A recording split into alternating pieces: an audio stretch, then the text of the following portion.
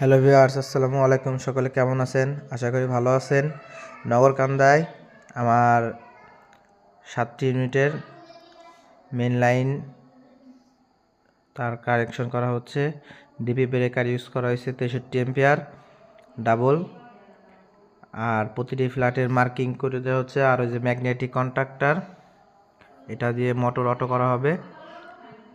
আমরা একদম সুন্দর করে এমডিবি বক্সের কাজ করতেছি। আর যারা আমাদের ভিডিওগুলো দেখে থাকেন অবশ্যই চ্যানেলটা সাবস্ক্রাইব করবেন। আসসালামু আলাইকুম।